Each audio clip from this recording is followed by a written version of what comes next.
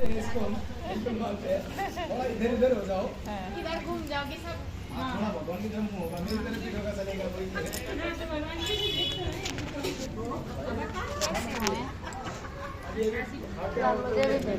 चावल। सुन सकते हैं किसी सुन सकते हैं सब सुन सकते हैं। सुनने में कोई दोष नहीं। पंडित जी सावित्री व्रत की कथा सुना रहे। जय। भद्र देश के राजा अश्वपति के यहाँ पुत्री रूप में सर्वगुण संपन्न सावित्री का जन्म हुआ। राजकन्या ने सेन के पुत्र सत्यवान की कीर्ति सुनकर उन्हें पतिदेव रूप में वरण कर लिया। इधर यह बात जब ऋषिराज नारद को याद हुई तो वो अश्वपति से जाकर कहने लगे, आपकी कन्या ने गर्भ रोजने में निस्संदेह बहुत बड़ी गलती कर दी। सत्यवान धनवान तथा धर्मात्मा भी है, परंतु वह अल्पायु है और 1 वर्ष के बाद ही उसकी मृत्यु हुई। अब नारद जी की यह बात सुनते ही राजा अश्वपति का चेहरा विवरण हो गया। वृथा न होइए देव ऋषि, ऐसा विचार करके उन्होंने कहने का मतलब नारद जी की वाणी व्यर्थ नहीं जाएगी, यह सत्य है करके उनके लिए तो अपनी पुत्री को समझाया कि कैसे अल्पायु व्यक्ति के साथ विवाह मत करें, इसलिए कोई वर चुन लो, इससे अलावा कोई और वर चुन लो। इस पर सावित्री बोली, पिताजी आर्य कन्याएं अपना पति एक बार ही ग्रहण करती है, राजा एक बार ही आज्ञा देता है, पंडित एक बार ही प्रतिज्ञा करते हैं और कन्यादान भी एक ही बार किया जाता है। अब चाहे जो हो, मैं सत्यवान को ही वर स्वरूप में स्वीकार करता हूँ। तब सावित्री ने नारद से सत्यवान की मृत्यु का समय मालूम कर लिया था। अंततोगत्वा उन दोनों को पाणी ग्रहण संस्कार में बांधा गया। वह ससुराल पहुँचते ही सास ससुर की सेवा में रात दिन रहने लगी। समय बदलता गया, ससुर का बल छीन होता गया और बल छीन होते देखकर शत्रुओं ने राज्य को भी छीन लिया। तब नारद का मतलब सावित्री को दिन प्रतिदिन अधिक करता रहा। उसने जब जाना कि पति के मृत्यु का दिन नजदीक आ गया है, तब 3 दिन पूर्व से ही उपवास शुरू कर दिया। नारद जी के द्वारा कथित निश्चित तिथि पर पितरों का पूजन किया।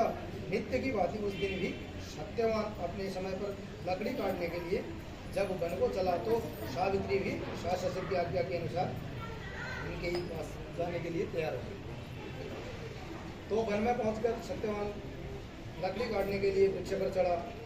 वृक्ष पर चढ़ते ही सत्यवान के सिर में असहनीय पीड़ा होने लगी। वह व्याकुल हो गया और वृक्ष से नीचे उतर आया। सावित्री अपना भविष्य समझ गई तथा अपने जंगे पर सत्यवान को उठा लिया। उसी समय दक्षिण दिशा से अत्यंत प्रभावशाली महिषासुर यमराज को आते हुए देखा। तो धर्मराज सत्यवान के जीप को जब लेकर चल दिए तो सावित्री भी उनके पीछे पीछे चल दी। यमराज ने उसे दैवी विधान सुनाया, परंतु उसकी निष्ठा देखकर घर मांगने को कहा। तो सावित्री बोली, मेरे सास ससुर वनवासी तथा अंधे हैं, उन्हें आप दिव्य ज्योति प्रदान करें। फिर यमराज ने कहा, ऐसा ही होगा, अब घर लौट जाओ।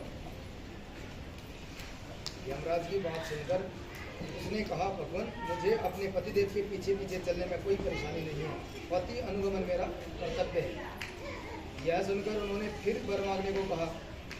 तब सावित्री बोली, हमारे ससुर ज्योतिषसेन का राज्य छिना गया है, उसे वह पुनः प्राप्त करें तथा धर्मपरायण हो। यमराज ने कहा, यह वर भी देकर घर लौटने को कहा, परंतु उसने पीछा नहीं छोड़ा। अंत में यमराज ने फिर वर मांगने को कहा। तो वर अंतिम में ऐसा वर मांगते हैं वो कि मेरे 100 पुत्र हो। यमराज भूल गए उस समय, उन्होंने बोला ठीक है। फिर सावित्री फिर भी यमराज जी के पीछे पीछे चलने लगी और बोली कि पति को आप ले जा रहे हैं तो पुत्र कैसे होंगे। अंत में यमराज को बेबस होकर सत्यवान का प्राण छोड़ना पड़ा तथा सौभाग्यवती को 100 पुत्र होने का वरदान भी देना पड़ा। सावित्री को यह वरदान देकर धर्मराज वहाँ से अंतर्ध्यान हो गई। इस प्रकार सावित्री उस वट वृक्ष के नीचे आई जहाँ पति का मृत शरीर पड़ा था। ईश्वर की अनुकंपा से उनमें पुनः जीवन संचार हुआ तथा सत्यवान उठकर बैठ गए। दोनों हंस से प्रेमालिंगन करके राजधानी की ओर गए तथा माता पिता को भी दिव्य ज्योति वाला पाया। इस प्रकार सावित्री सत्यवान बहुत समय तक राज्य से भोगते रहे। बोल सावित्री मैया की जय। अपने अपने इष्ट देवों की जय। सत्य सनातन धर्म की की जय।